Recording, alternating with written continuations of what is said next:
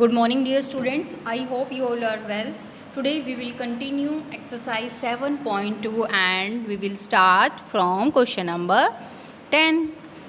Find four consecutive numbers whose sum is 78. यहाँ पर हमें 4 consecutive numbers निकालने हैं जिनका जो sum है वो क्या है 78 है. So 4 consecutive numbers कौन से होंगे? लगातार वाले number. So first number is x, then x plus 1, then x plus 2, then x plus 3. These are the 4 consecutive numbers और इन numbers का जो sum है वो किसके इक्वल है 78. So यहाँ से हमें किसकी वैल्यू मिल जाएगी? Find out the value of x.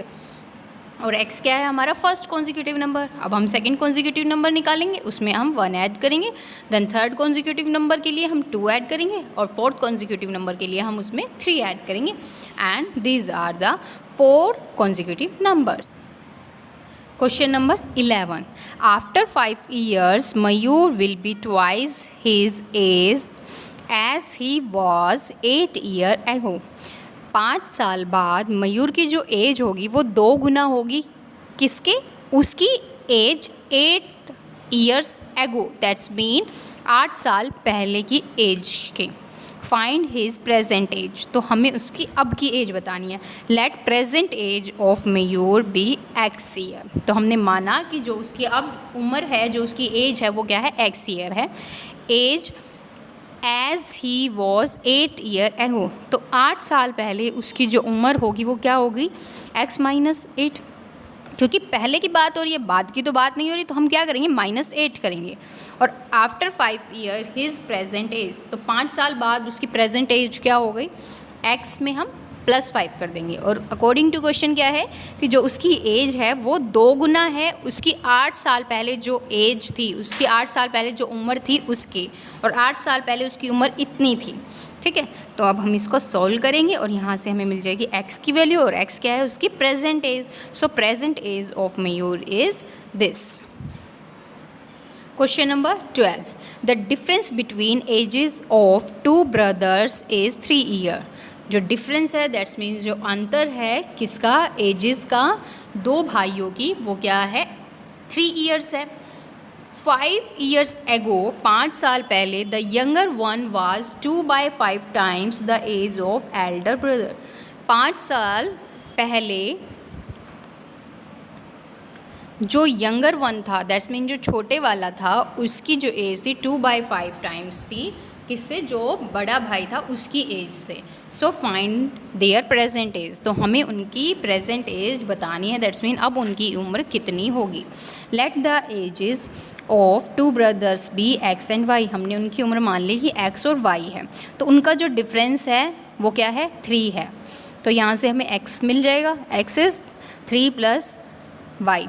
5 years ago अगर मैं 5 साल पहले की बात करूँ तो क्या होगी उनकी उम्र? X minus 5 Y minus 5. और अकॉर्डिंग टू क्वेश्चन हमें गिवन है कि 5 साल पहले जो यंगर वन है दैट्स मीन जो छोटे वाला है उसकी जो उम्र है वो 2/5 times है जो बड़े वाला है उसकी उम्र की.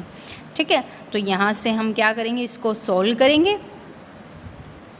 ओके, जो छोटे वाला है उसकी उम्र कितनी है? y.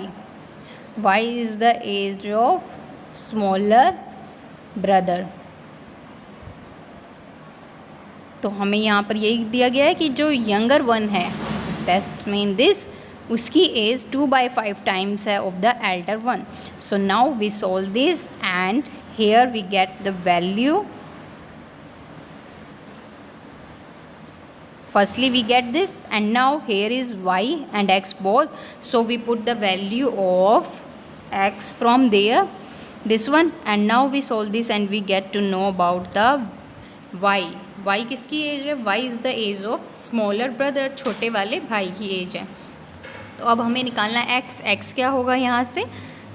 3 + y. That's mean 3 + 7 x is equal to 10. Question number 13. The age of the father is 40 years while his son age is 10 years. जो पिता की उम्र है वो 40 years है, बल्कि उसके जो बेटा है उसकी जो उम्र है वो कितनी है? 10 साल की. ठीक है। After how many years will age of his father be twice the son age.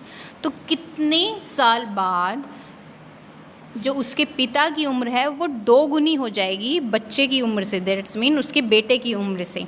तो फादर एज क्या है 40 ईयर्स, सन की एज क्या है 10 ईयर्स। आफ्टर एक्स ईयर, हमने क्या मान लिया कि एक्स ईयर बाद, तो जो फादर की एज होगी वो 2 गुना होगी किसकी, यहाँ पर बेटे की एज से। बेटे की एज क्या है, यहाँ पर हमने मान लिया दैट इज़ एस। तो यहाँ पर जो अभी एज है वो क्या है 40, प्लस में हमने क्या कर दिया इसमें x इज़ इक्वल टू 2, क्योंकि यहाँ पर हमने 2 क्यों लिखा है, क्योंकि वो 2 गुना हो जाएगी। 10 प्लस में x ईयर बाद की बात हो रही है, इतने साल बाद। तो यहाँ से हम इसको सॉल्व करेंगे तो हमें मिल जाएगा यहाँ पर x क्या है, x इज़ द ईयर्स। कौन से ईयर की बात हो रही है कि इतने साल बाद, मीन 20 साल बाद जो पिता की एज है वो 2 गुनी हो जाएगी बच्चे की एज से। Now question number 14, Sita is thrice the age of Gita. Sita की जो उम्र है वो 3 गुना है गीता की उम्र से। 9 ईयर्स लेटर, 9 साल बाद, Sita will be 6 years more. Sita की जो उम्र होगी वो 6 ईयर मोर हो जाएगी, दैट्स मीन 6 ईयर ज़्यादा हो जाएगी then twice the age of Geeta. किससे, twice the age of Geeta से। फाइंड देयर प्रेजेंट एज, तो हमें उनकी अब की एज बतानी है। Let the age of Gita be X, जो भी हमें निकालना है हम उसको क्या मानेंगे, एक्स मानेंगे। तो गीता की हमने एज मानी कि एक्स है, तो सीता की एज क्या होगी 3x होगी, क्योंकि हमें बताया गया है फर्स्ट लाइन में कि जो सीता की एज है वो 3 गुना है गीता की एज से। अकॉर्डिंग टू क्वेश्चन के अकॉर्डिंग क्या है 9 ईयर्स लेटर, 9 साल बाद। तो यहाँ पर हम क्या लिखेंगे +9, हम दोनों में करेंगे, ठीक है। 9 ईयर्स बाद उनकी एज क्या हो जाएगी दिस वन, ठीक है। अब हमने क्या किया इसमें कि Sita will be 6 years more, तो इसमें हम +6 करेंगे, देन ट्वाइस किसकी, द एज ऑफ गीता, जो गीता की एज है। गीता की कितनी एज है 9 ईयर्स बाद दिस वन, तो हम यहाँ पर ये लिखेंगे। Now we solve this and we have the value of x that is 3, हमें x की वैल्यू मिल जाएगी 3। Thus the age of Gita is 3 years and the age of Sita is 9 years. Question number 15, in an isosceles triangles the equal angles are 1/4 of the vertical angle. जो equal angle होते हैं, isosceles triangle कौन सा होता है जिसमें 2 साइड्स इक्वल होती हैं, ओके। और जो उसके सामने का जो एंगल होता है वो भी क्या होता है इक्वल। अगर मैं इस साइड के सामने वाला एंगल देखूं दैट्स मीन दिस, और इस साइड के सामने वाला एंगल देखूं तो दिस वन। तो हमें बताया गया है कि जो इक्वल एंगल्स हैं वो 1/4 है ऑफ द वर्टिकल एंगल। तो हमने क्या माना कि जो वर्टिकल एंगल है that's mean angle B is equal to X. पहले आपको यहाँ पर ट्रायंगल बनाना है, name them ABC, and now angle B is X. तो एंगल A और C क्या होंगे x/4। और अगर हम इन तीनों को ऐड करते हैं, हमें यहाँ पर क्या निकालना है, find there degree measures, angle निकालने हैं।